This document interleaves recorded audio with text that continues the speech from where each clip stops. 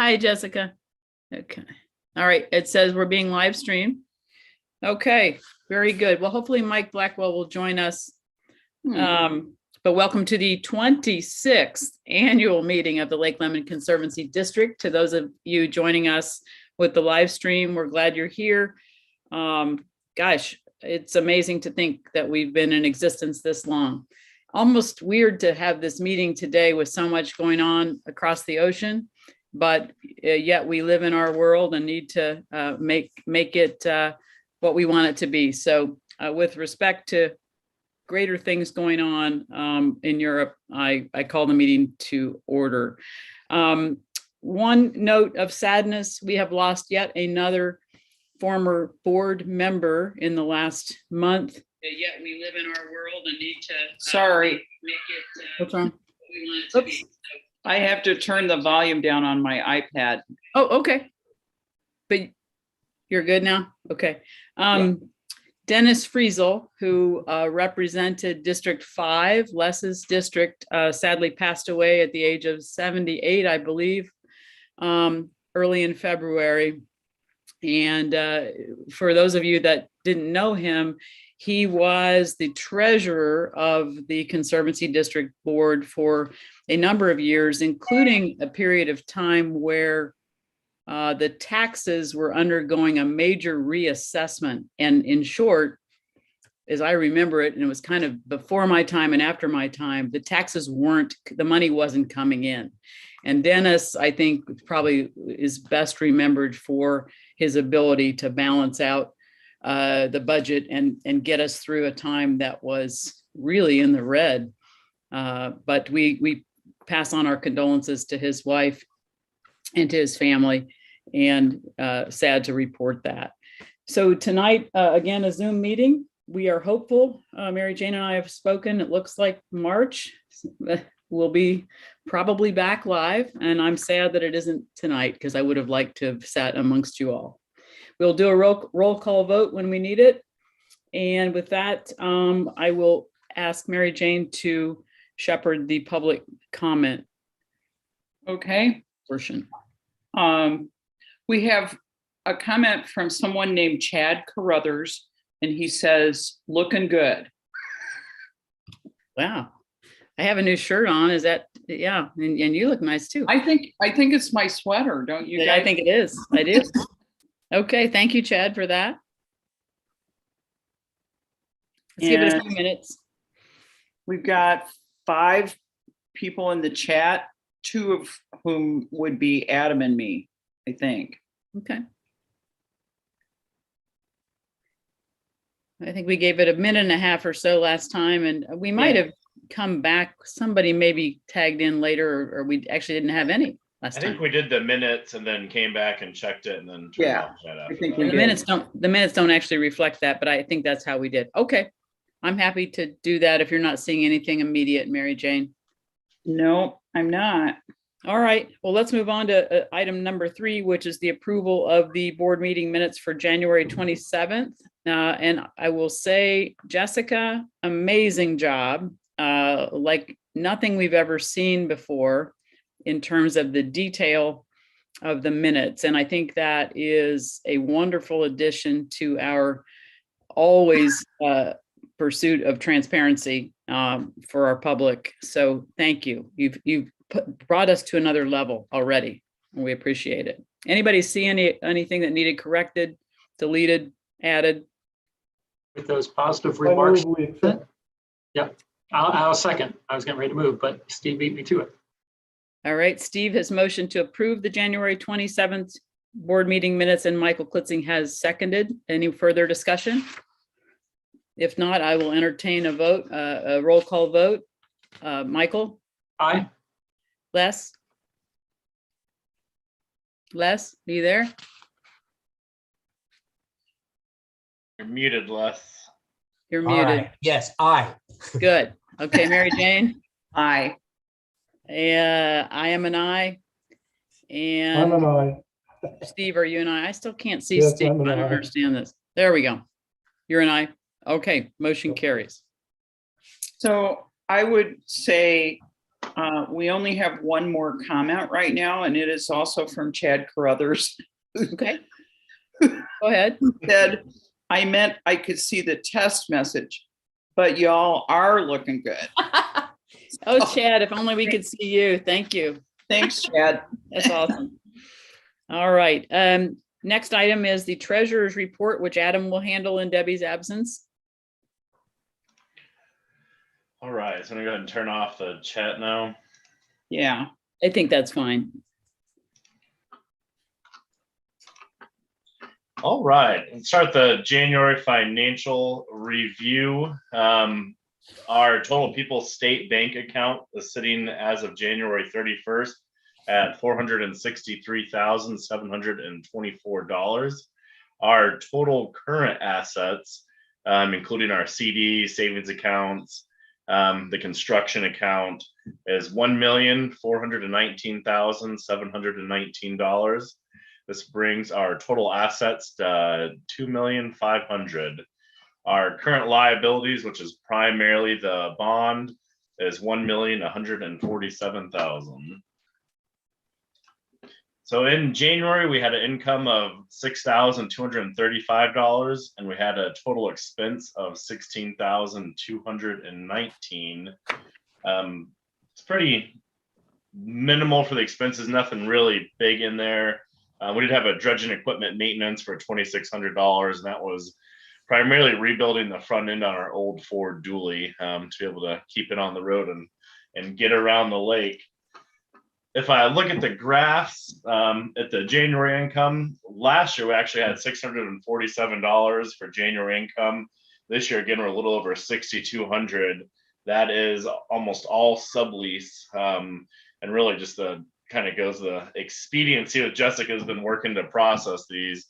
So that's been really nice. And we're also going a little bit more digital, where we've been using the Adobe Sign to have myself and the City of Bloomington Utilities sign off on these sublease documents. So I'm Right. thinking next year we'll be able to go full digital with these documents. We'll still have to get a check mailed to us and mail out stickers, but as far as sending out the documents and signing, that should all be good to go for next year. And our expenses were down this year at $16,000 compared to $29,000 in January of 2021. The total net income in January of 2021 was $28,600. For this year, where it was just under $10,000. Are there any questions on any of that financial so far? If not, I'll move on to the report of claims. The allowance of vouchers report of claims for January 22. Total vouchers were $10,379.99. Most of that was payroll. Again, $2,600 was for the front end work on our dually. Besides that, it was Christopher Burke finally got the bill for winterization of the park, and then $300 for the attorneys. If there's any questions on any of those charges, I'll happily take those. I'll move to approve the claims in the amount of $10,379.99 for the month of January. I'll second that. All right, it has been moved and seconded to approve the report of claims. Any further questions or discussion? If not, I will accept a voice roll call vote. Let's start with Michael Litzing. Aye. Les, Aye. Mary Jane, Aye. Steve, Aye. and I too am an aye. Motion carries.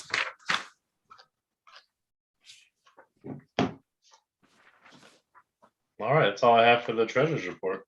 All right, very well. Thank you, Adam.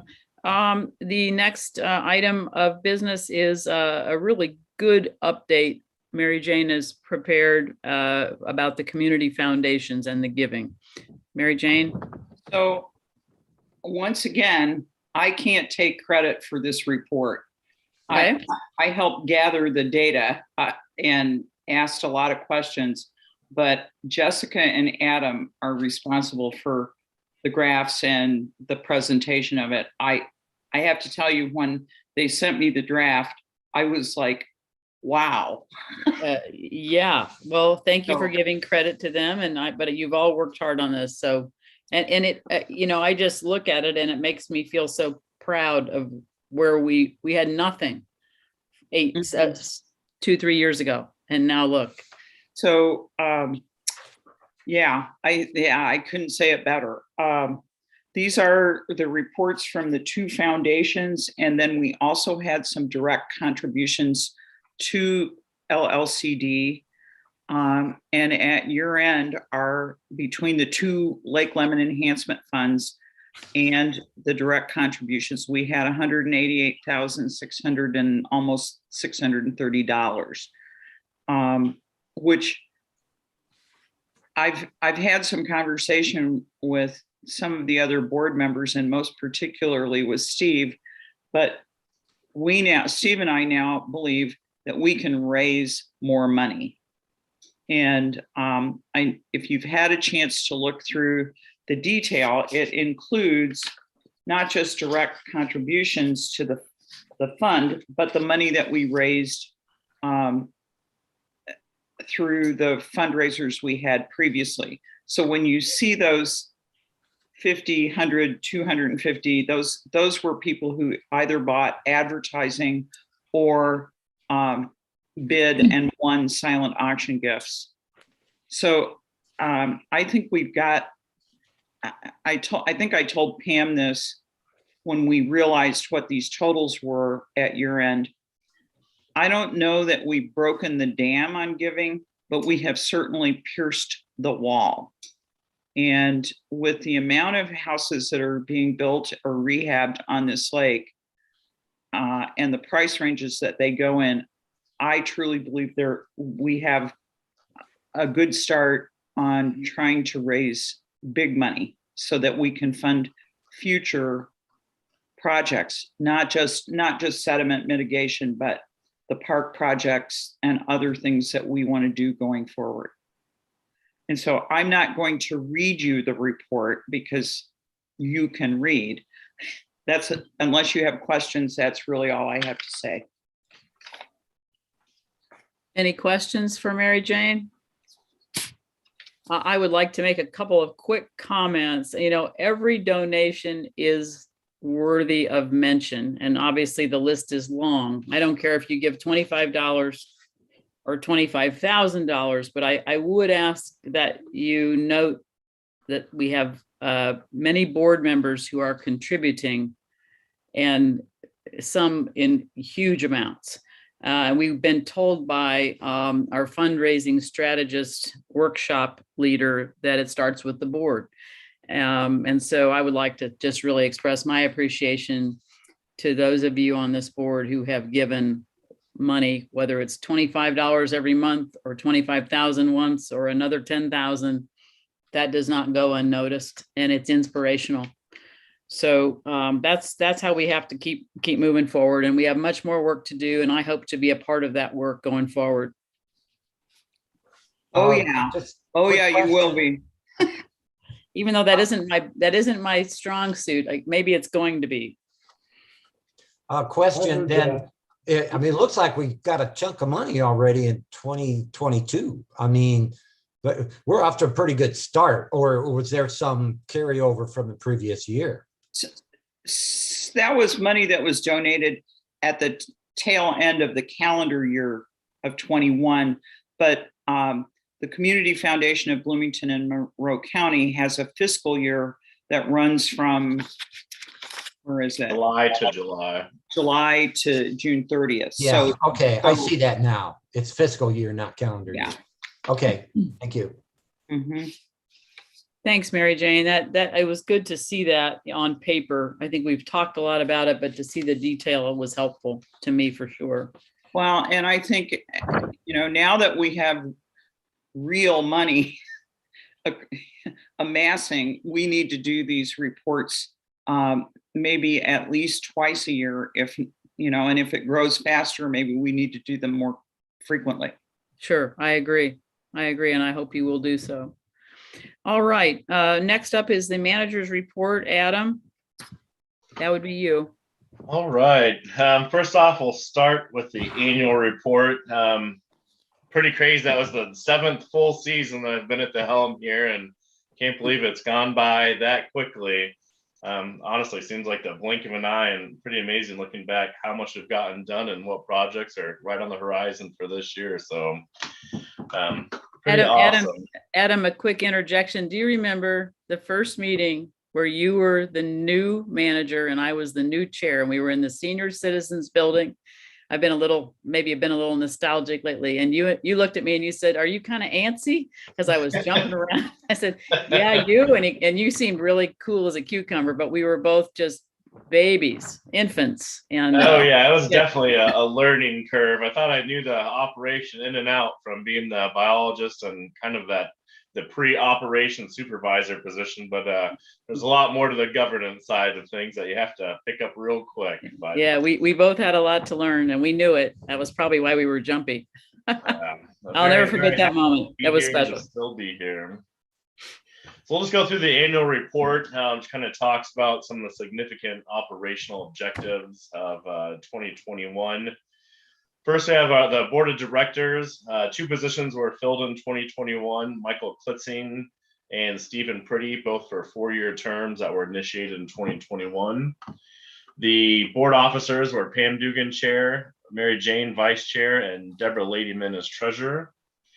For personnel, we had our staff of Gatehouse staff, Andrew Brown, Harlan Bierman, Maggie Piercy, and Katie Alexander.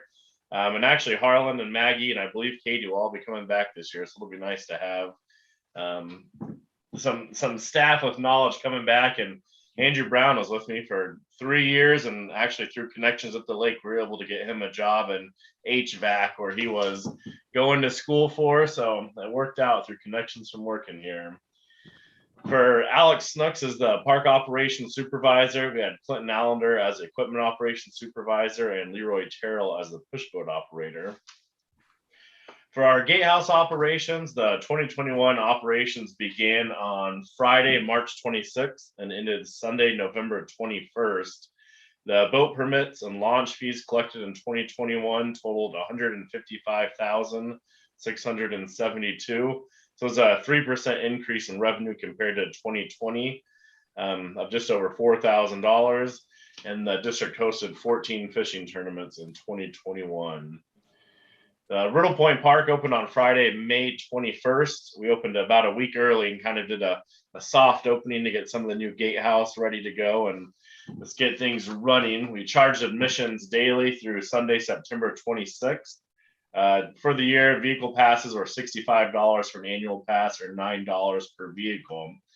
The total park collections were 67,126. This was a decrease of 16% compared to 2020 of $13,790.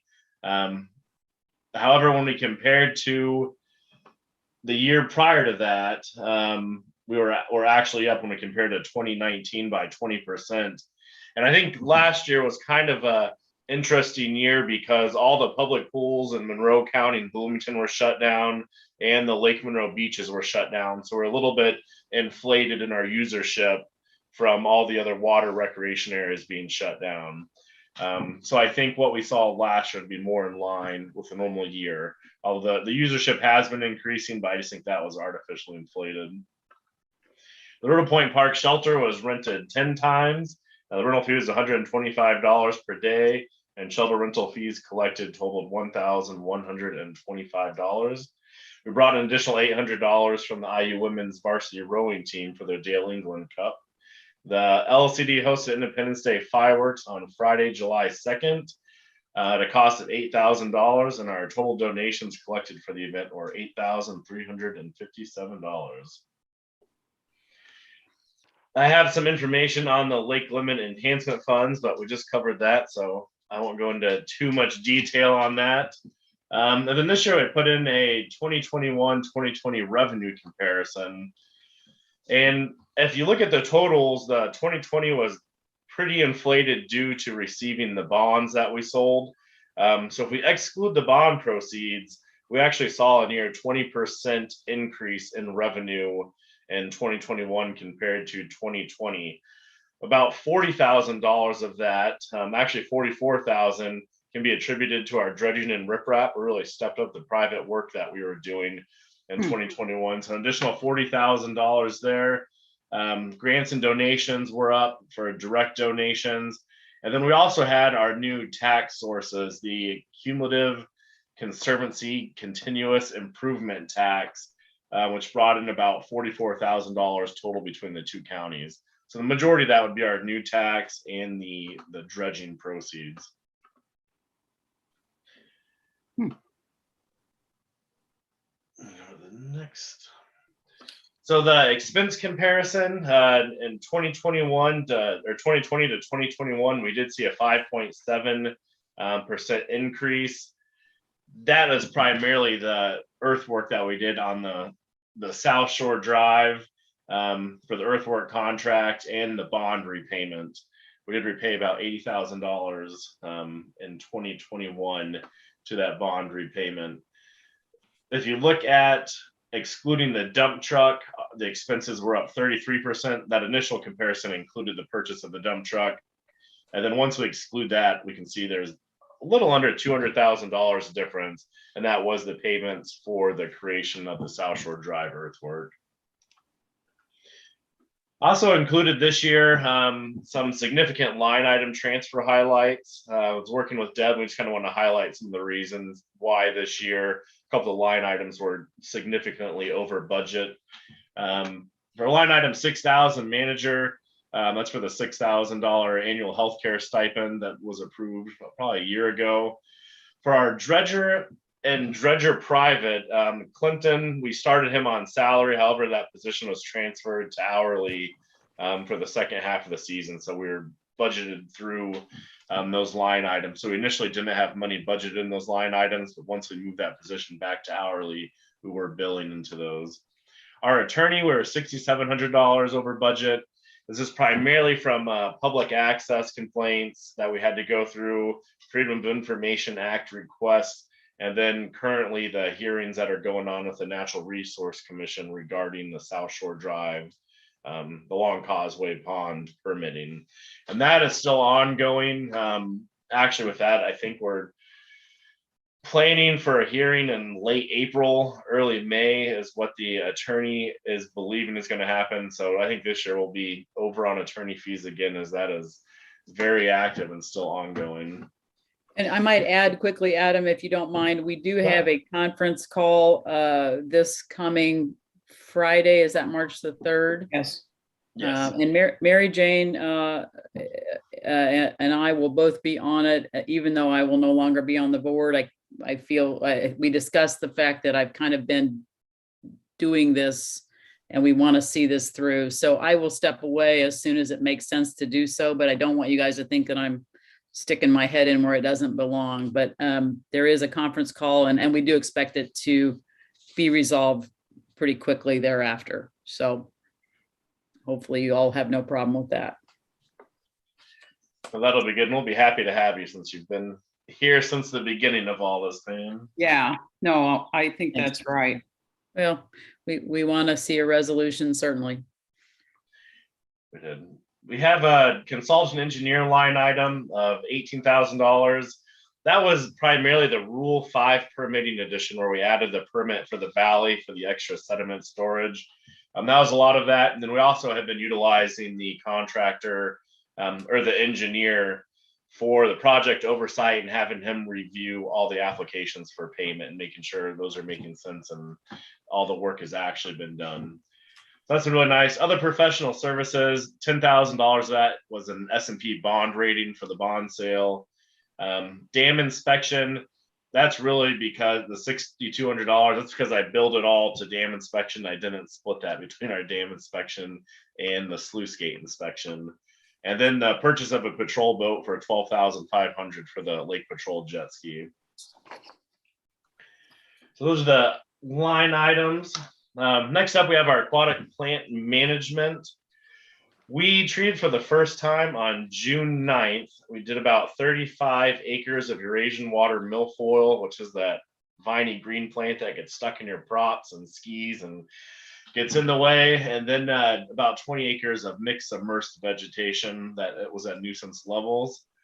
On August 30th, we did a Eurasian water milfoil touch-up, since they do guarantee a 90% kill in the area. So we did have them hit about 4 acres, again, that we did not think was a satisfactory kill. And we also did our first emergent vegetation spray, which is lotus and spatter dock, primarily on the east end along the maintenance line, and then going back into some of the channels. Our second spray for the emergent vegetation was on September 17th, and that is a 2-part spray. Every year they try to wait a couple weeks in between to get a good kill on that. The total cost was $39,523.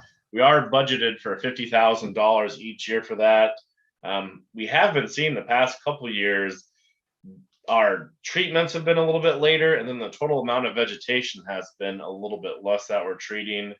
And I would attribute that primarily to how much rain we've been getting in the winter and springtime.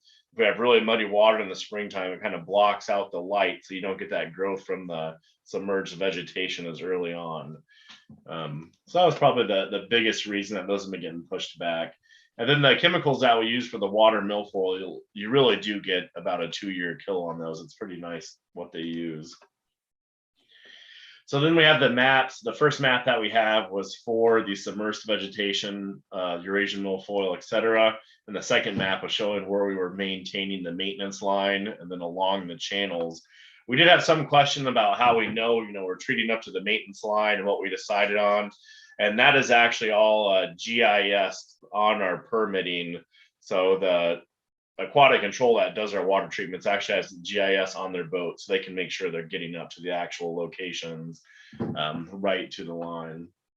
And then they also use that to track where they have been treating and calculate the areas. For our 2021 water testing that was conducted by Indiana University School of Public and Environmental Affairs, primarily Sarah Powers and her lab that does that. And they will be coming in spring of 2022 to do a full water quality report, as they do generally. Usually that's in March or April that they do that. Fecal coliform concentrations were tested at the beach once a week. And then this year we really stepped up the blue-green algae testing as well. We tested bi-weekly at the beach during the recreation season. There was some additional testing on the east end of the lake and in the pond on the Long Causeway, since we have been noticing some increased levels there. And then really one of the biggest things that we did, and nice things, is we implemented the signage at the overflow pond, at the public beach, and at the public ramp, so we can give warning levels for the algae levels, essentially green, yellow, and red, saying the risk of recreating in that water. So that's a real nice step up, and to just give us a little bit more of a tool to notify the public when we do have blooms. The Shoreline project permits, 4 permits were issued to Lake Freeholders in 2021. Those are primarily shoreline alterations and dock configurations. Since 1996, 395 shoreline permits have been issued. So let me get into the lake enhancement program. This is our in-house barge operations. The initial part of this really just kind of goes over the equipment that we have. The dredging operation, we started in March actually doing disposal site prep. The operation ended on October 1st. As of October 1st, we had 10,541 cubic yards of sediment removed.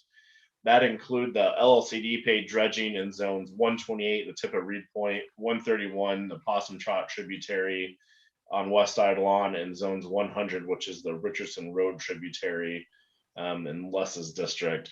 Of that total yardage, almost 3,600 yards were removed through private projects. So it was a very good year for private projects. And overall, 10,000, anytime you get over 10,000 yards removed of sediment is a good year for the dredging operation. Next up, we have a summary of cost for the lake enhancement project. For 2021, the barge operation staff cost for Llcd dredging was a total of $34,800. For LLCD other, which is inclusive of our disposal site prep, maintenance, any work around the park, office work, was 10,300. And then LLCD private, our costs were 11,700 essentially for the staff costs. So our total barge operation staff cost was $56,930 for the year. For our non-operating costs or non-staff costs, so our gas, diesel, dredging supplies, maintenance, etc., was $102,796. Some of that equipment rental was a long arm excavator that we used for help at the disposal site, and then also rented a track truck to help with the initial development of the South Shore site. We did have some cost in the dredging supplies and then maintenance. We did have to rebuild the top end of the diesel motor in the push boat. So that was a pretty significant cost. I believe that was just under $6,000 for all that. The rest of them are really in line with what we would see. The diesel and gas were higher than normal with all the private work that we had going on. We're really moving a lot. For the private dredging and riprap summary, we had 13 private dredging jobs with 3,593 yards removed. The cost that we had for those was $1,500 for a large barge, essentially 100 cubic yards, 1,000 for a small barge, 33 cubic yards, and then 2,000 combined if we were digging with a small barge and then shuttling with the large barge.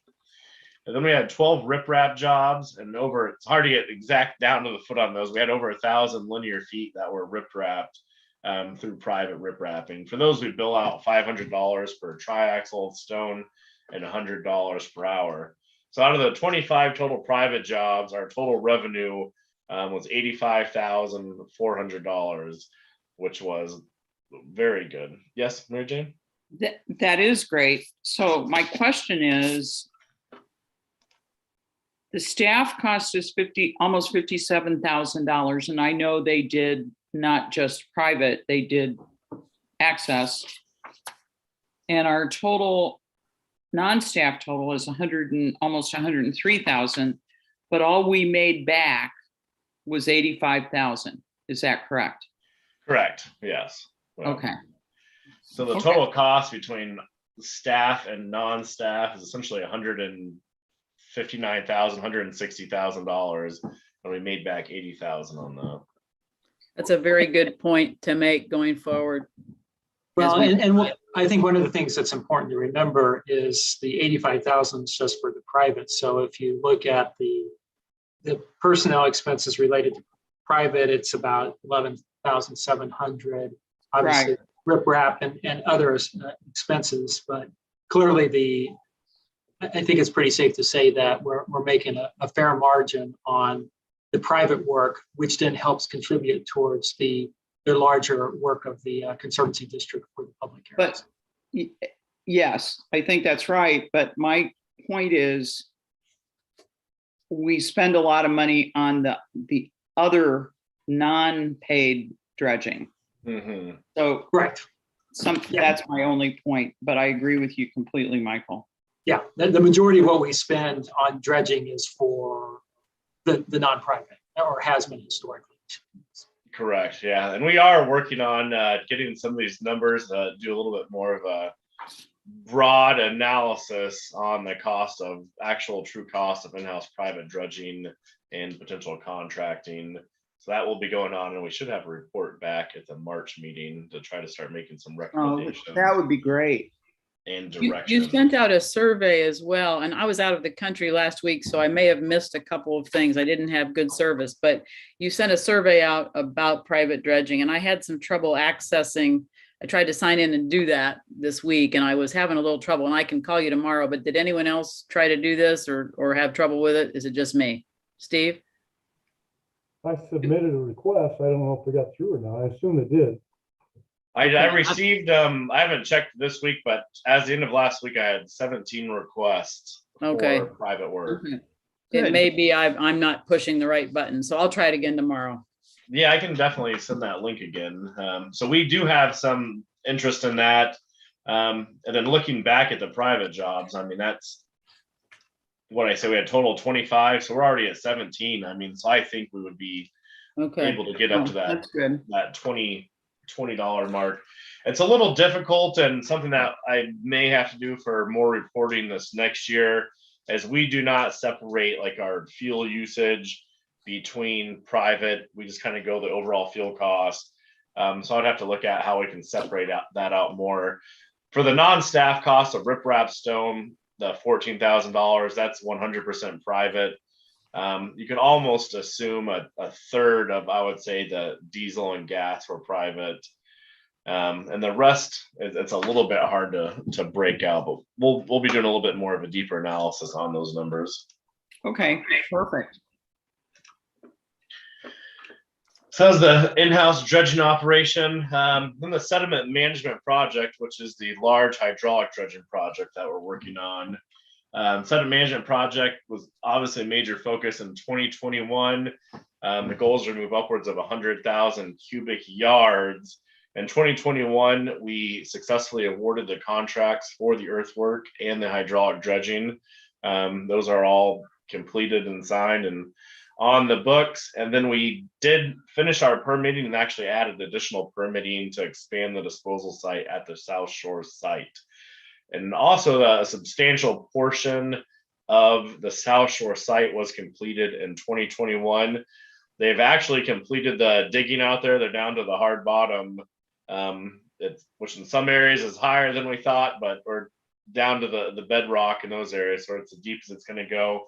We're waiting on the final survey on that, which we should be getting any moment. They went out, I believe, 2 weeks ago now to start the survey, but there was a lot of water in the bottom and it was all frozen, so they couldn't get below the ice. So they surveyed the top portion of it, and then they're going to go back in after these rains, pump it out, and then survey the bottom portion. They believe that they would be very close, though, to what we were initially expecting. So that will be good. That's I mean, good. it'd be amazing to be able to get at least 100,000 yards out. We do have the ability in our hydraulic dredging contract to maintain pricing to as low as 80,000 yards removed. But obviously, we wanted to shoot for as much as we can.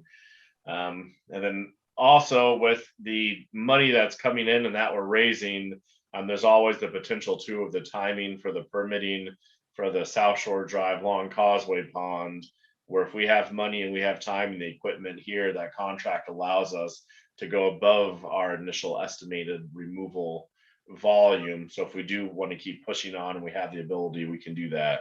Now, again, that is to be determined, so I don't want to say one way or the other on that. So Adam, Yes. do we have maybe an anticipated start and end date for the actual hydraulic operation? So they're hoping to start at the end of March, depending on rain and weather, end of March, beginning of April. I believe they were estimating 6 months to complete the project. The contract does allow them to work through, I think, the end of November, though. So I think it'll be the majority of the recreation season and likely into the fall. So I would assume you'll be seeing them most of the year on the water out there. Okay. And then just update of the permits that we have. Our Rule 5 land disturbance permits, that's actually allowed us to create these disposal sites. It mandates the creation of stormwater and pollution prevention plans, such as our silt fencing and just making sure we're not allowing sediment to run back off.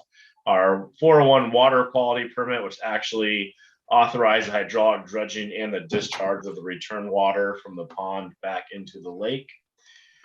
Those are from Indiana Department of Environmental Management. From Army Corps of Engineers, we had a nationwide permit number 27, which allows us to do maintenance dredging within the reservoir. And then Indiana Department of Natural Resources, the construction and a floodway permit, which would be essentially the filling of the pond if we use that, and the removal of sediment in the lake itself. For the insurance services, we had First Insurance Group, Lance Everly, accounting services. were provided by Watkins Accounting. That's actually Yvonne that was doing those. That was not Shirley. I did not update that. Shirley has passed away. So I would like to say that's Yvonne Freeman, Shirley's daughter, that does those. Our legal and advisory services are Carmen Parker, it's Angela Parker, and then our financial advisor and our continuing reporting agent is Baker Tilly, Brian Colton, and Isaac Bales. And they are still under contract for continuous reporting for the bond. So every year they update our bonding and submit the required documents to the State Board of Accounts. Our financial institutions for the year are People's State Bank, Ellisville, Indiana, and then Old National Wealth Management. We don't keep money with them, but they're the bond registrar and paying agent. So we actually submit the funds to them to repay the bond. So that's all that was in the report. Overall, it was a very good year last year, a busy year. Revenue is up. It was kind of weird with the whole COVID pandemic and everything going on. It seems like that's been going on for eternity. So I'll be very excited this year to kind of get back into a normal realm and be able to hold in-person meetings and get to see the freeholders again. It seems a little bit separated the past couple of years, and I know some of the freeholders don't like that, and we would rather be seeing you and be able to interact as well. We are moving into this year, still looking at hiring positions. Obviously, we filled our admin role. One thing that I did want to bring up is we have been starting to get a couple applicants for our operations supervisor position. It's currently budgeted at $40,000. I have been talking with a colleague that was actually an intern under me when I was with IDEM, that's strongly considering coming down to the position and applying for it. And if he does actually put an application, we'll have an interview with Mary Jane and Les and myself to get to meet everybody. The issue that I'm running into is most of these IDEM employees are in the mid $40,000 range, and it seems like nobody's going to take a pay cut to come down to this. One of the things that I'd like to propose for this year is we had $40,000 budgeted for this position. Having not hired that in January and February, we've already saved $6,000 of that money. So what I would like to do is request the ability to go up to $45,000 for that position, since this year we would still be able to come in under budget since we haven't hired anybody in January and February. And I think that would make it much more likely to be able to get somebody to transfer from an environmental management position to Lake Lemon. I'm not positive what we would have to do that, if we could just do a motion for that. I don't know if you know that, Michael, or if once we hire somebody on, we could approve a final job description in that and amend the pricing that way. I think the key is that, the maximum salary ultimately has to be approved by, the maximum of what we pay for a position. We need documentation that shows that the board has approved that, because that's what the State Board of Accounts is going to look at. Have we paid consistent with what has been approved? Mm-hmm. So I think that's the one thing that we would need to do. I would say that, especially in the current job markets, and for maintenance related positions, I know that our part-time positions we've had problems filling. Our full-time positions not as much, but we pay better than what Lake Lemon does. So it doesn't surprise me that at 40,000 to get truly quality employees, it might be difficult. So I wouldn't have an objection from my perspective. Adam, now just to clarify, which position is this again? The equipment guy or Alex's old job? Alex's old position. Okay. We call that the operations supervisor. Correct. I think we need to change these names. Well, instead of equipment operations, equipment operations supervisor and operations supervisor. I think that's confusing. I know it's confused me, but that may be a project for another day. But yeah, Alex's job. So Michael, back to the question: Will a motion to allow Adam to advertise this at 45 suffice, or do we need to jump through more hoops? I think at this point, a motion to increase the maximum allowable annual compensation for the operations manager or supervisor, Supervisor. Uh-huh. Supervisor, yeah. operations supervisor, up to $45,000. I think that would suffice. And I would be happy to make that motion. Okay, thank you. Would someone second? I will second. Thanks, Mary Jane. Any further question or discussion on that? This, and that would be then plus benefits, right? This person gets health and Correct, yeah. So the way in it's set up addition is to the we- 45. Yes, yeah. So the way it's set up is we pay 80% of insurance up to $6,000 annually, and then we will either pay or match 3% for their mandatory perf contribution for retirement, Okay. which is pretty standard. So, So, well, thank you for that. Well, Regarding, wait, we haven't voted yet, but I wanted to make one other comment. I think we're going to find, and we can't vote on this right now, but given my conversations with Adam, we're going to find this same issue with this equipment operations person too. The positions, just people are saying if they're qualified, they want more money. I don't blame them. So we're probably going to face this again. Sure. Well, that's a point well taken.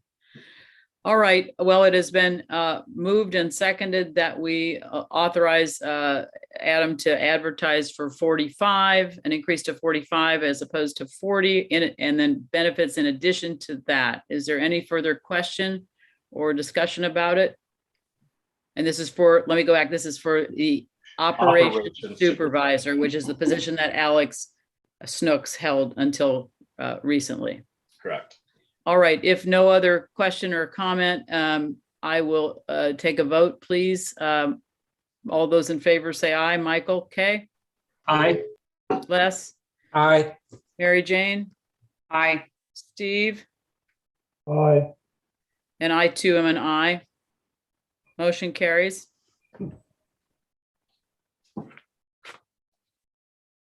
Adam, it's still you. Thank you. Oh, hey, Adam, I just wanted to ask some follow-up questions on some of the stuff that came up last year. Thought this might be a good time. We did have that discussion at one point about how many docks do we have out there and where do they belong and who goes with what dock and all that. And I remember that there was going to be kind of an inventory and stuff. I just kind of wondered what the status of that was. So once we get this position filled, we'll be starting that over. We had inventoried, I don't have the final list with me, but I would say we've got over 2/3 of the docks, photographed, GPS information when Okay. Alex was here. Once he left and once we went into the winter time, I kind of put a hold on that dock inventory. This springtime, we will pick that back up. It's actually very nice. The system that we have now is for each individual dock, we have the GPS stamp. I can pull up to a dock with a unit, have a picture of it, have the details of the owner. I can put information there, whether they've paid or not, the past years, picture of the physical dock. So I think we'll be able to have a much better grasp on that. Then actually, as we've been doing subleases, Jessica has been great about going through and noticing who has paid, who hasn't paid in recent years, and following up and seeing, if people just aren't using docks anymore. We actually have 2 or 3 that we're going to go investigate to see if docks are in place for people who state they are no longer using docks. So I think we'll have a much better grasp on that this year. So we have made significant progress with mapping all that. There is some more work to do, and once we have this operations position filled and a boat on the water, we will complete that. Okay. And then on the water quality thing, it's consistently been bad up in the upper end, and I know at one point there was kind of a private effort for a sewage plant development.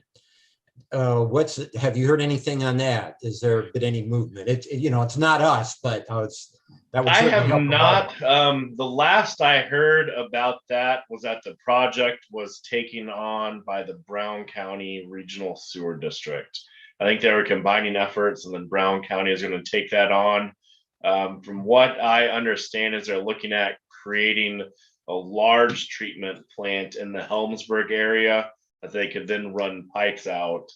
So I believe the one where they were initially planning a micro treatment plant on Little Africa is essentially on hold. I haven't heard any updates on that. And ideally, it would be nice to have a larger treatment plant that's separated and ran by the state instead of something that would directly. Yeah, go right. into Yeah, the lake. those things can be a pain. I've been around those.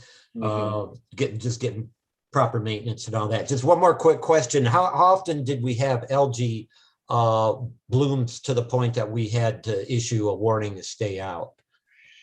I believe it was twice last year. We never actually had to shut down the beach. The only areas that were in the red were the overflow pond. Yeah.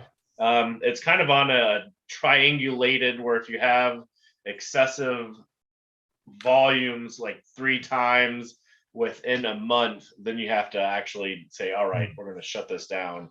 We never did hit that. There were times where we were over the recreation limit, primarily right after rainstorms, and that was for E. coli, not necessarily the blue-green algae. Okay. So the blue-green algae concentrations near the beach and kind of the central in the lake, I don't believe ever got over 60,000 units per milliliter, and the state recreation threshold is 100,000. Now that was exceeded by 6 to 8 times in the overflow pond, but not on the lake itself. The really only thing that we saw in the lake itself was E. coli, and you really expect that when you have these really big storms that flush out all the agricultural fields.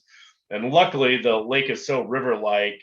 Historically, it's turned over 6 times the complete volume of water. So usually within 2 or 3 days, we'll notice those concentrations come back down to normal levels as they flush out.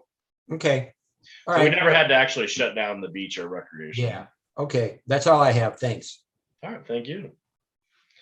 Any other questions or on that?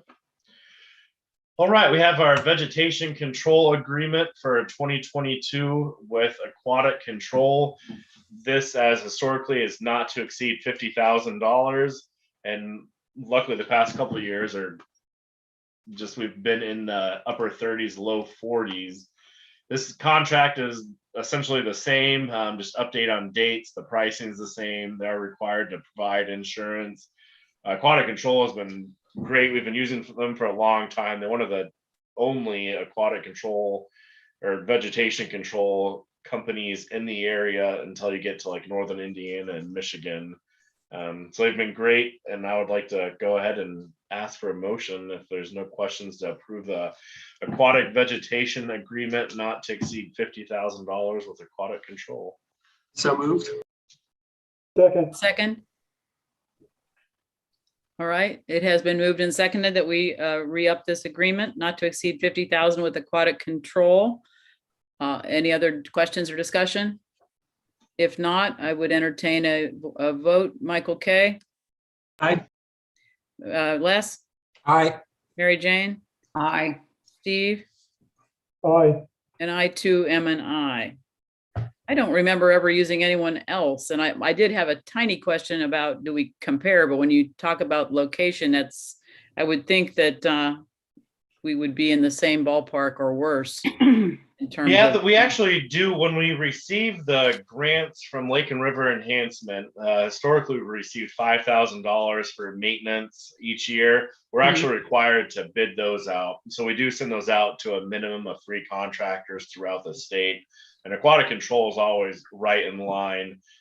This year we actually did not get that grant. The DNR came out and did a fish tissue and vegetation survey last year, and DNR said they're concerned with our lack of submersed vegetation, so they don't want to encourage us to treat more than we currently are because of the benefits from vegetation. Now they're mostly focused on northern lakes, which actually you're not even allowed to treat emergent vegetation like lotus and spatterdock, and I hope they don't ever bring that down here.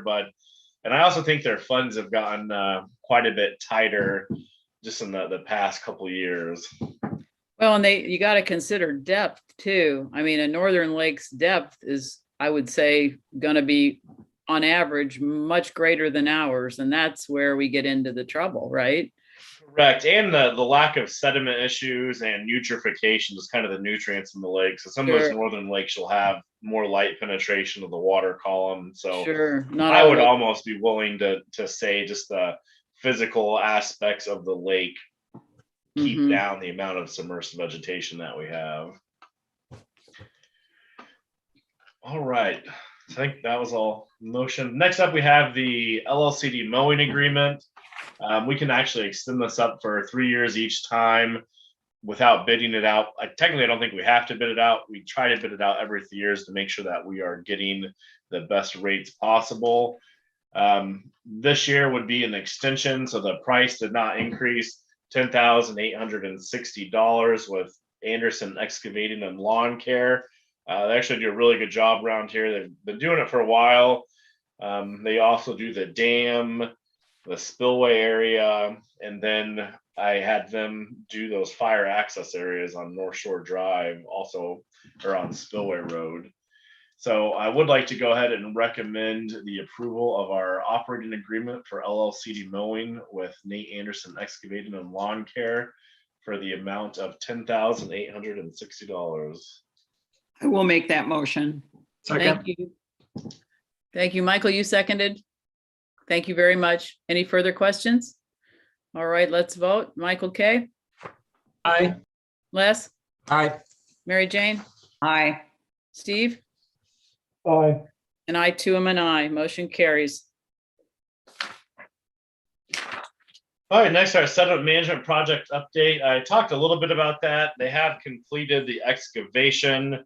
They still do need to install the spillway pipe and then actually the erosion control blankets along the outside of the berms, and then on some of the other areas that need seeding.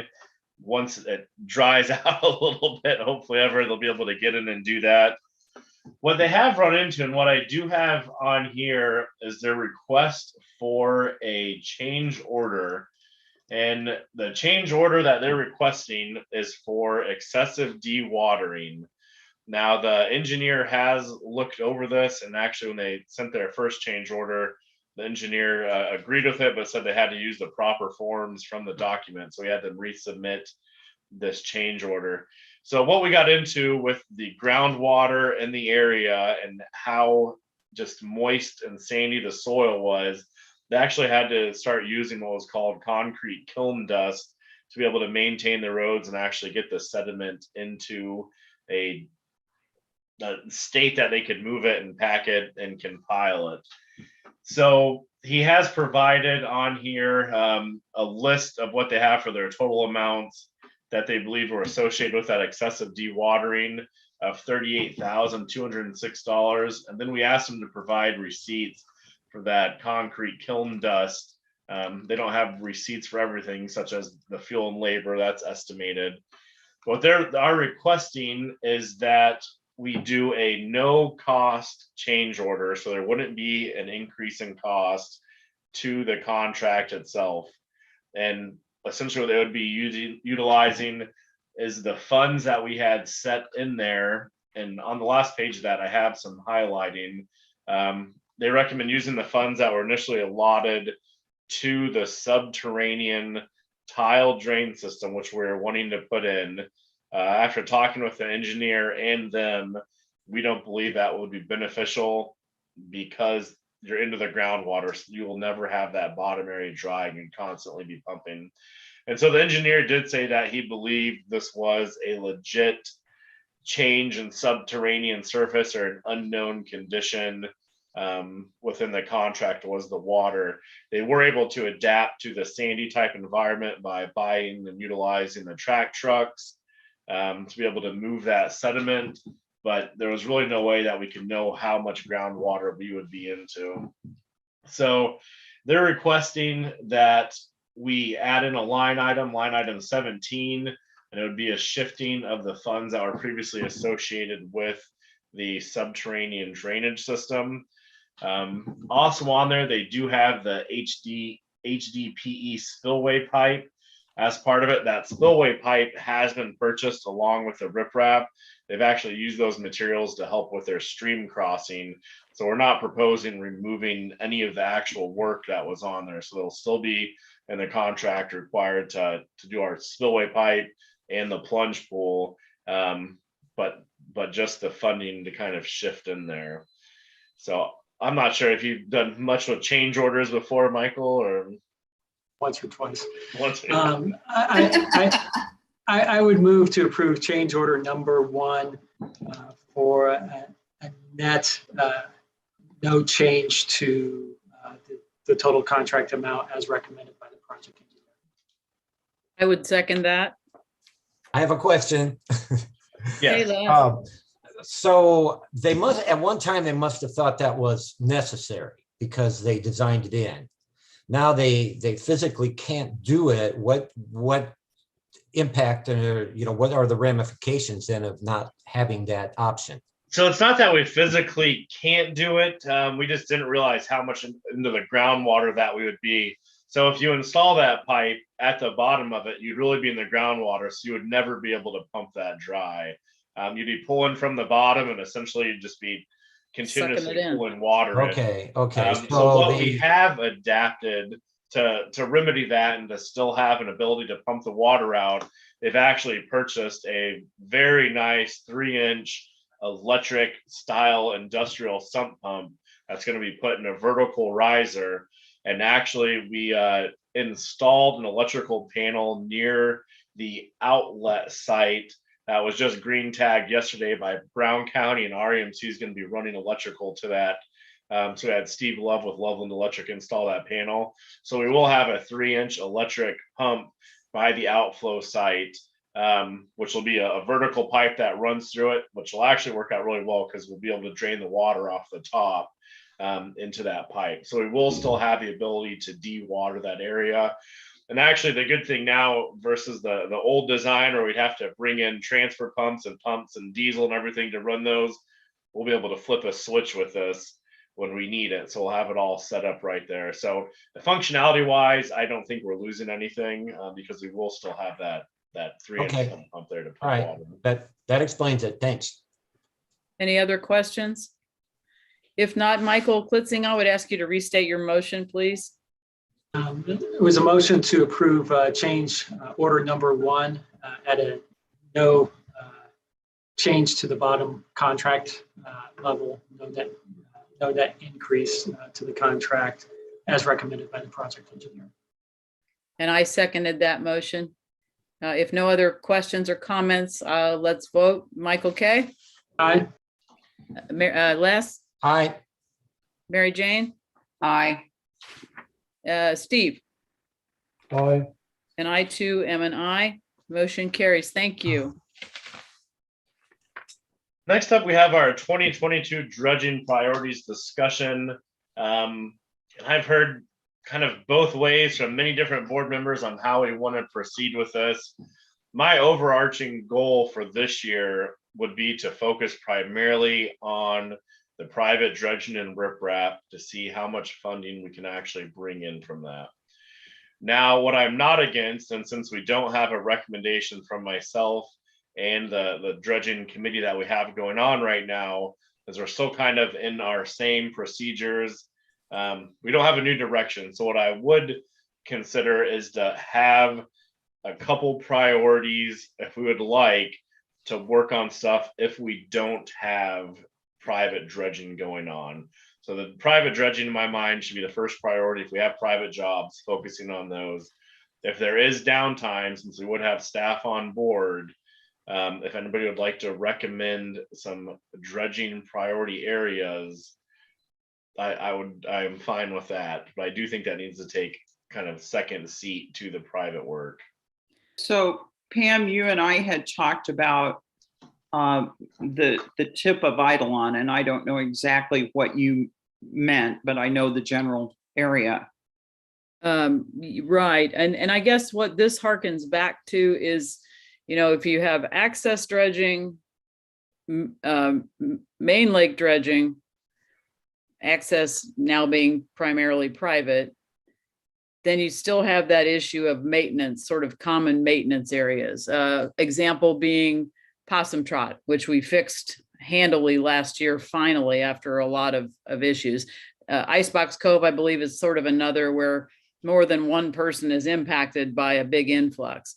And I did reach out to Malcolm, who will be your new District 6 rep in a little bit. And he agreed that the tip of Point Eidolon would be one such area to try to have on the list. It repeatedly gets hit and fills in. And for those of us, 25 of us that live back that way, coming around that point becomes problematic every few years. So I would like to throw that out for discussion and your opinions. There is no private dock on that point.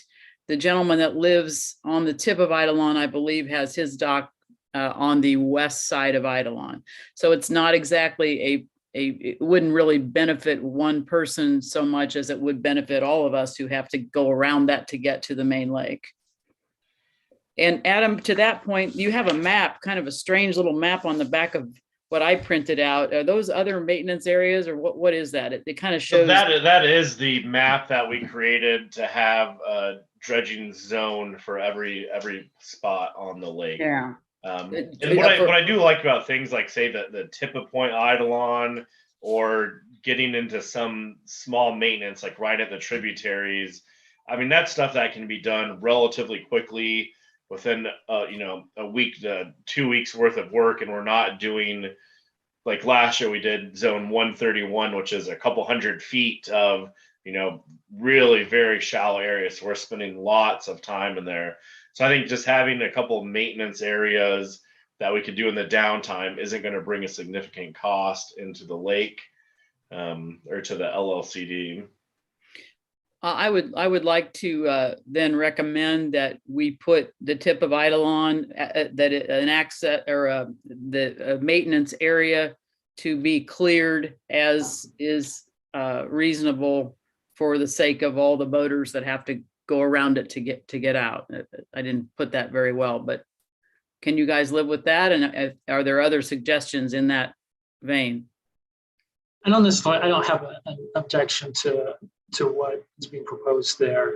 One of the things that we did discuss, I believe it was last year at the same time we were having this similar conversation, is putting together a more clear cut of how we define the different areas so that it can be more justified. I mean, obviously without having exact measurements of how much sedimentation is in an area and what have you, there's always a degree of subjectivity in some of this, but at the same point, better defining so that there's not a mystery as to how we select the spots, because in many ways it feels a little bit, whoever yells. Right. And again, not saying that this isn't worthy, and it certainly would be something that serves multiple. So it's consistent with what we've discussed at a bigger picture. But I think that before we have this discussion next year, I would really like us to have that, sort of the matrix as to how we make this decision, how we prioritize, so that there is no mystery to our freeholders as to how we've arrived at the decisions we make. And that's one of the overarching goals of the dredging group that we're looking into now, is to finally kind of nail that out. So sure. And that's your manager's task group with Malcolm, correct, Debbie, and you, right? Because historically it has been just who talks the most, who we hear about it. No more. And it really is, I mean, the eastern ends, that's where most of it comes in. So that's where a lot of it's focused. But one of the overarching goals of this manager appointed task group is to bring back a recommendation to say that. Okay. So my strong preference is that be done well before we have this conversation. I couldn't agree more. And I think that's exactly, we've worked hard to get to that point, and now we just need to finalize it. Right. I couldn't leave without throwing this one further item in, because it is, as Malcolm and I discussed, we think that it's really that the Bean Blossom Creek coming in is kicking that that sediment toward Eidolon, which is what keeps, this is a recurrent problem. So I would encourage that map to be made of those areas. We thought there might be 10 of them. I don't know if that's still, Adam, what you think around the lake of. For areas that have never been touched, or No, common maintenance areas that may need to be revisited for the common. yeah, but we had that map, so we do have that of just kind of the general maintenance areas for the Kind of work with that. Okay. Yeah, and we'll further progress though. Do you need a motion to include the Eidolon piece in your plan? Yeah, I would like a motion on that. I mean, it's probably good to solidify it there. Are there any other recommendations? Or I mean, the thing too is we can come back to this throughout the year. If there's times where we don't have private work going on and a meeting coming up, we can have further discussion and add areas if we see fit. Anybody else at this moment? Then I would make the motion that you add a maintenance of the around the tip of Point Eidolon to enable successful passage of pleasure boats to this year's dredging operation priorities. I'll second that. Thanks. Any other questions? All right, if not, let's take a vote. Michael K. Aye. Les? He said aye, but he's muted. There we go. I saw that. Aye, aye, Thank you. aye, yeah. Mary Jane? Aye. Steve, sorry. Aye. And of course, I too am an aye. All right. Pam, can I tag on to the manager's report? Of course. That's a logical place to have it. Obviously, last year I brought, and we had a discussion about sub-area 1 and a portion of sub-area 1 where the neighborhood is looking to pave our drive that starts at Riddle Point Park. The city of Bloomington, as we've been having our ongoing discussions with them, we're close to actually having an easement agreed, but at the last moment, the city has requested that we, our neighborhood, fund the repaving of the parking lot and the boat ramp at the park, which would add to our neighborhood $124,000 based on the quote we just received. And talking with Adam, it's not something that was initiated at Adams or the staff level.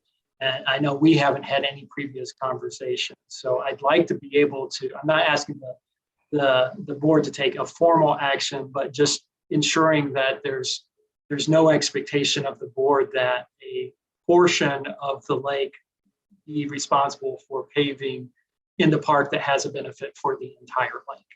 And as long as we have concurrence that's not an expectation of the board, we can at least push back on the city and say, yeah, that's not after conferring with the board, that's not an expectation.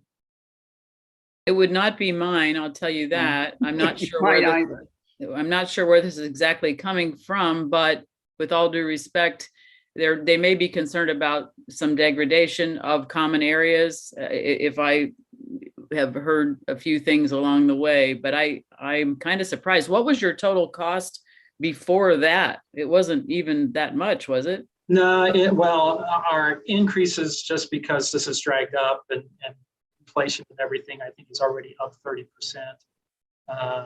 But it's probably close to what we were expecting to pay the first time without having. That's what I kind of remembered. Okay. Yeah, no, I was just speaking for me. I would not think that should be your neighborhood's responsibility, but rather a communal one. Anybody else? I agree. Yeah, that's a bad deal for us. So Michael, is the road the city road? No, the road is a private road, but we cross in a couple places. At the beginning of our road crosses through Riddle Point Park, so of course that is owned by the city of Bloomington, ultimately leased to the Conservancy District. But and we would be repaving that section of the road, which is in bad shape as well. Yeah. The rest of our drive is not paved; it's gravel, so we'd be paving that. There's a couple pockets along the road, however, that go back onto city property. So what the neighborhood is trying to do is negotiate an easement on those points where it crosses across city property. And this was sort of a 11th hour ad that was just requested of us. And my neighbors that are helping spearhead this, I've not been the lead in this. I've just been a contributor as far as dollars towards it. Asked if this was a preference of the Conservancy District. And I'm like, well, I know I haven't been involved in any of those conversations, and clearly it appears that we as a group haven't either. So I won't ever suggest that we took a vote on anything, but there was a strong consensus that this certainly wasn't an expectation that the neighborhood do a benefit that has a benefit of such large magnitude to the entire district. Well, I think you're well within your reason there. Another quick note, Michael, as I sort of clean up things, there was a period of time for your area where you requested another discussion about the fishermen and fishers, and then you were not able to be at the meeting that I had scheduled that for. So just going forward, and as we approach the time when it's going to start to be an issue again, most likely, I would ask this board to keep in mind that that discussion needs to happen probably next month, because I would think by end of March, the weather's getting better and you're going to start to see some of those issues that I know you want to talk about, and we need to figure out if there's anything we can do to control that behavior a little better. And I believe there is. I appreciate that. And I'll do some homework too, so that I can provide something to the board prior to the meeting. So that Good. I just didn't want you to think I'd forgotten about you, but I appreciate that. Thank you. Yeah, no problem. No problem. Okay, I think that is the end of the manager's report. And that brings us to board election results for sub-area 2. Debbie Ladyman, as you know, ran uncontested, and so will be representing her district again. And we're grateful for that. And she couldn't be with us tonight, but we say hi to her if as she may watch this later.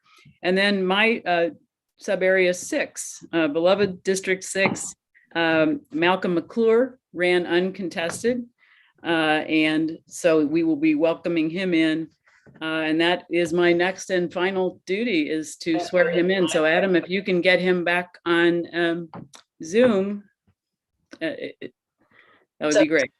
Here he comes. District 6, Malcolm McClure ran uncontested, and so we're welcoming him in. And that is my next and final duty, is to swear him in. So Adam, if you can get him back. Somebody's got the YouTube feed on. They need to. Yeah, Malcolm, is that you? I think it must be. You have your YouTube feed on. Can we just hear you? Can you turn the volume off on that?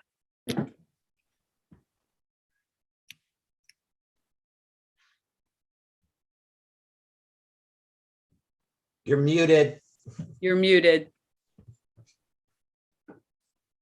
You have to unmute. All right, should work now.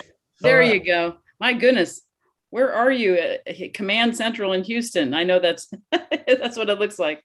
No, this is my work office. This is. I know. I visited your office. That's great.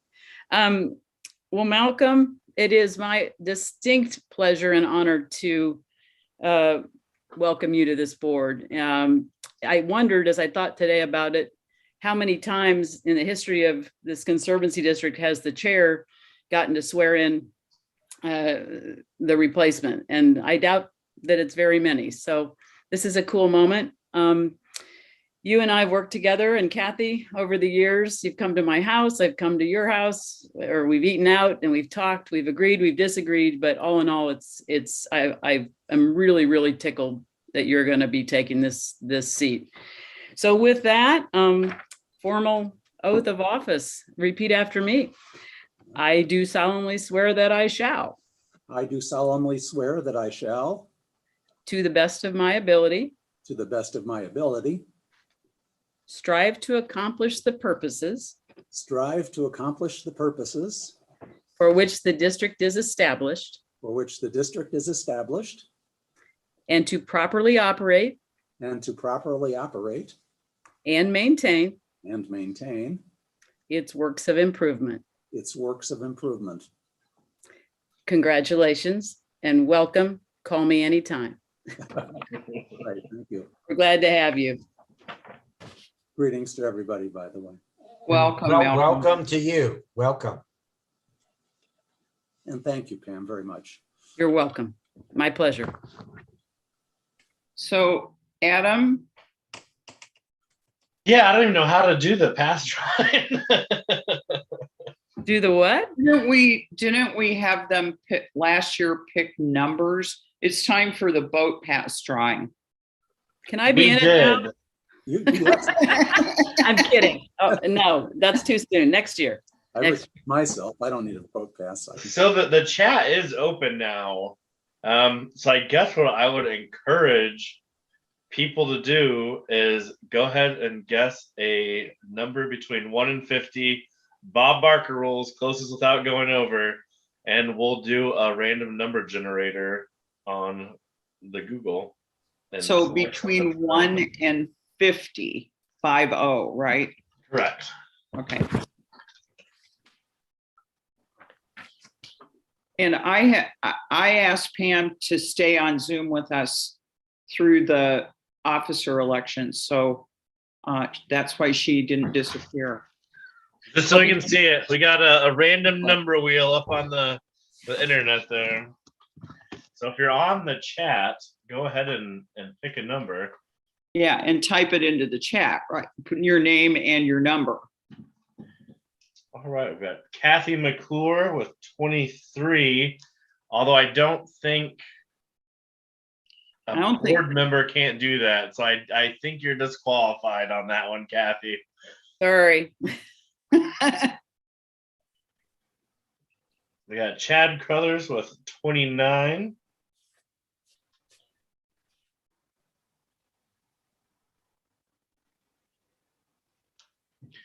And we'll give it a minute. And I guess if there's nobody else, then Chad putting my wins name by in. default for being here. Oh, we got Don Schultz with 15.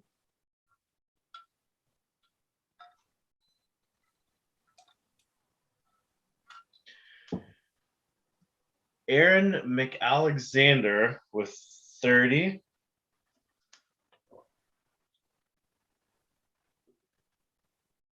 So far we got 29, 15, and 30. And we'll see if there's anybody else.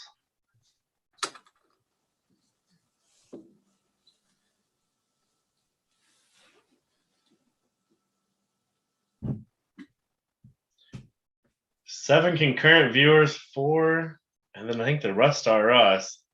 So what we'll do is we'll go ahead and spin for the first one. Oh, we got Brian Postlewayden at 39. So 15, 29, 30, 39. And we'll go ahead and do 2 spins. We'll do a spin for the first one, and then we'll do a spin for the second one.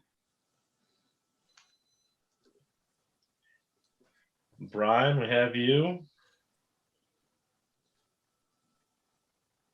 It's got to be close to it. We have 5 people that typed in. One was not eligible, and I bet the other 2 viewers are me and Mary Jane. Yeah, I think that's probably right. All right, so we'll do the first number on the spin wheel, 1 through 50.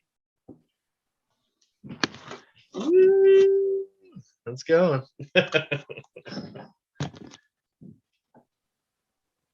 21.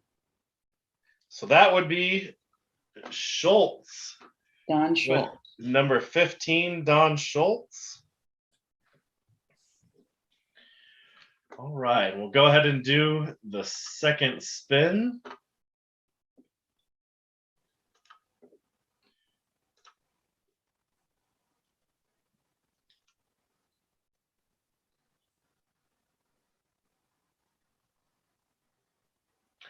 $20. Got to spin again.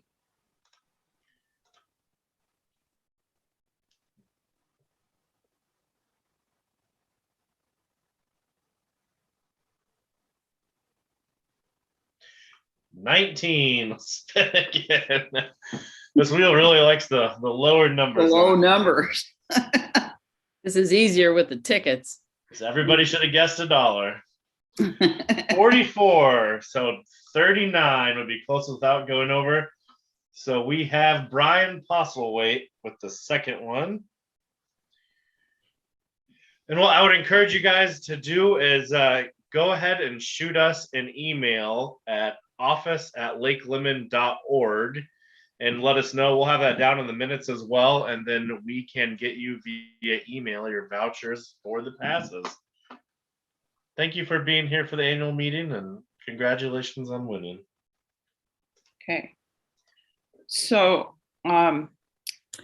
It is am now I your on? meeting. It is now the vice chair's meeting. I should have officially said that. I apologize. So, well, before we do the election of officers, I would just say our next meeting is scheduled for Thursday, March 24th at 6 p.m. The location is to be announced, but we are hopeful that we will be in person for that meeting. So stay tuned. We'll certainly get that information out. Now we need to do election of officers, and I would ask for, as a beginning, nominations for board chair. Madam Vice Chair, and is there any objections if we do all three at once, since we have to do our votes via? We could do all three. Because I'm prepared to make such a motion if Okay. I would nominate Mary Jane Brown to be chair. I would nominate Les to be vice chair and Debbie to be treasurer. Is there a second? Is there a second for this motion? Second. Steve has Second. seconded. Any other discussion? Any other nominations? Okay, let's do a roll call vote. All those in favor say aye. Michael? Aye. Les? It's okay for me to vote for, okay, yeah. Yes. Yeah, I think it is. Steve? Aye. Malcolm? Aye. And I too am an aye. New officers, thank you all very much. Now we come to the real reason I asked Pam to stay on. We would normally, regale her with something at an in-person meeting, and we are not in a position to do that this evening. So I would like to suggest to the board that at some time in the future, we can all get together for we could go to dinner or lunch or something and do something a little more formal, but I didn't want to let this evening pass without saying a few words, and I'm going to try not to get emotional as I do this. Pam joined the LCD board as the District 6 director 12 years ago. Then 7 years ago, Pam was elected as the board chair and has served in that capacity since then. Sometimes people forget that as board members, we are all just volunteers. We fit this responsibility into and around all the other things we do in our lives. During Pam's time on the board, all three of her sons got married. She and her husband, Tom, moved to a new home. Unfortunately, Pam's mother passed away, and on a more positive note, she and Tom are now the proud grandparents of 2 new baby Dugans, and that number will soon go up to 3. I note these events because during all of them, Pam has always maintained a focus on the work of the Conservancy, and I don't need to tell the board there's been a lot going on in the last several years. I could do a review of all the trials and accomplishments that Pam and the board faced, but we'd be here for a really long time, and I know people want to get off. So I will simply say thank you, Pam, for all you have contributed and for your unwavering commitment to the Lake Lemon Conservancy District. Your calm and poise in executing your duties and your strong desire to always create a better outcome for the entire lake. You leave big shoes to fill, and I'm going to do my best to be worthy of stepping into them. Thank you again, and don't go too far away from us. Thank you, Mary Jane. This is a bittersweet moment. I thought I should write something down and I didn't. It's time. And what's so cool about leaving is knowing you're leaving the board in such a great place. And I have high expectations and hopes for all of you to continue the good work, because we've done a lot, but there's a lot more to do. And Mary Jane, I can't thank you enough for what you brought to me that one day you walked up after a summer meeting and said, I think I could help you if you'd like. And I didn't know you from Adam. And I sat down with No, you. you knew Adam.